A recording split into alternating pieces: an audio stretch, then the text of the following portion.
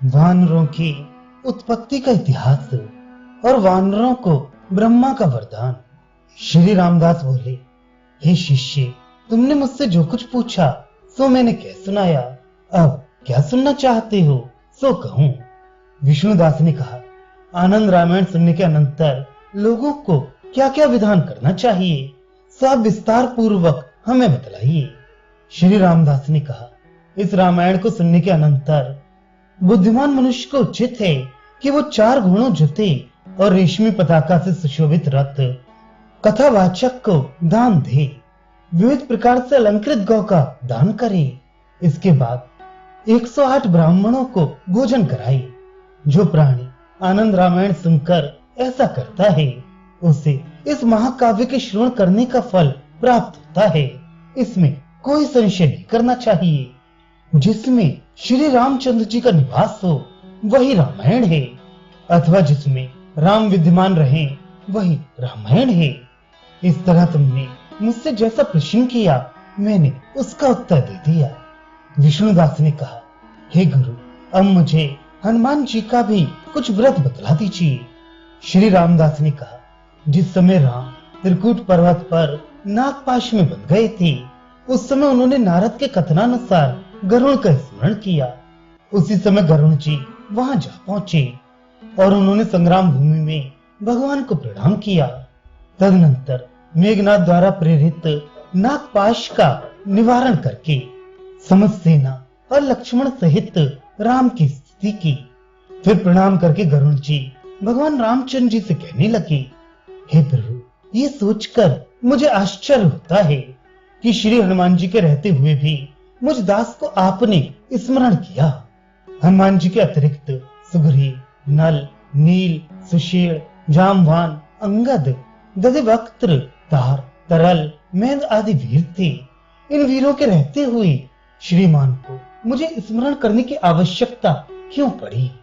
श्री रामचंद्र जी ने कहा, आपके भय से सब सर्प भाग गए, किंतु ये लोग यहाँ रहकर भी स्वयं उनके पास में बंध गए थे।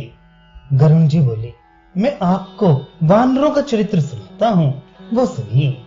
यद्यपि यहाँ बहुत से आत्मीय वानर बैठे हैं, फिर भी मैं कहूँगा, इन लोगों को चाहिए कि मेरी बात को अपनी निंदा के रूप में न माने। आप साक्षात विष्णु भगवान हैं, श्री सीता जी लक्ष्मी, लक्ष्मण शेष भगवान, ये सब वानर रुद्रगण, सुग्रीव वीर भद्र और नल साक्षात शिव जी के अंशज शंभु हैं।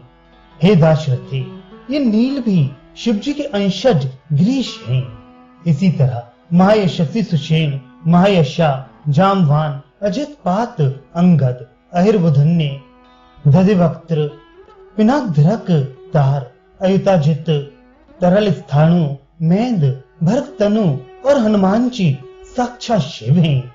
ये 11 रुद्र आपके लिए उत्पन्न होकर सब वेश्यों में अनेक पर्वतों पर रहते थे, किंतु अब वानर का रूप धारण करके इस पृथ्वी तल पर आए हैं। ये सब वानर क्यों हुए, इसका कारण भी मैं आपको बतला रहा हूँ। एक समय देवताओं तथा दैत्यों ने मिलकर समुद्र का मंथन किया। उससे अनेक दुख देने वाले खूंटा और विस्फोट आदि बहुत से रोग उत्पन्न हुए। उन रोगों से तीनों लोक संकट में पड़ गए। ऐसी अवस्था में बहुत से ऋषि और देवता एकत्र होकर ब्रह्मा जी की शरण में गए और कहने लगे, हे जगन्नाथ, इन दारुण व्याधियों से इस विश्व की रक्षा कीजिए। संसार के प्राणियों को ज्वर आदि भयंकर रोगों और वात, पित्त तथा कफ इन 3 दोषों ने घेर लिया है। इनकी शांति के लिए जिस किसी औषधि तथा यंत्र मंत्र आदि का प्रयोग किया जाता है वो भी सफल नहीं हो पाता। मनुष्य को नष्ट करने वाले रोग सदैव उन्हें सताते रहते हैं। हे ब्रह्मन, इस तरह मैंने लोगों के कष्ट आपको कह सुनाए। उनकी ऐसी बात सुनकर ब्रह्मा जी ने रुद्रों से प्रार्थना की। ब्रह्म वाक्य सुनकर वे वीरभद्र आदि 11 रुद्रगण ब्रह्मा को सांत्वना देकर सुग्रीव प्रवृत्ति वानर होकर बड़े बड़े पर्वतों तथा जंगलों में मंडल बांधकर घूमते हुए अपने दारुण शब्द तथा क्रीड़ा से उन व्याधियों को नष्ट करने लगे। इसके बाद समस्त पृथ्वी को वानरों से वेष्टित देखकर ब्रह्मा जी बड़े प्रसन्न हुए और बहुत से वरदान दिए। ब्रह्मा जी ने कहा कि तुम लोगों की मुद्राओं में अमृत संजीवनी नाम की कला विद्यमान रहेगी। तुम्हारा वेग मन के समान होगा। जो लोग तुम्हारे शरीर की पूजा और स्मरण करेंगे, विविध रंग की पताकाएं, चित्र विचित्र तोरण, तरह तरह के भक्ष्य भोज्य तथा पेय पदार्थ आपके उद्देश्य से जो अग्नि में हवन करेंगे, उनको रुद्र सिद्धि प्राप्त होगी। इसमें कोई संशय नहीं है। जो लोग घी मिलाकर खीर का हवन करते हैं, उनको परम पद प्राप्त होता है।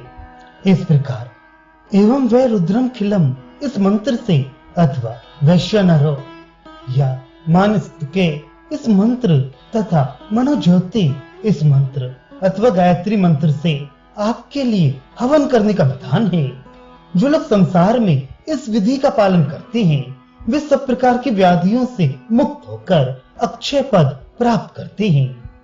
गरुण जी ने कहा, हे राम, ये मैंने वानरों का एक प्राचीन इतिहास कह सुनाया। इन 11 रुद्रों में हनुमान जी सबके मुखिया हैं, इसलिए बतलाए हुए सब विधान उसी स्थान पर करनी चाहिए जहाँ की हनुमान जी की मूर्ति विद्यमान हो, अथवा गोप या किसी पाषाण खंड पर हनुमान जी की मूर्ति स्थापित करके बताई विधि से पूजन करें।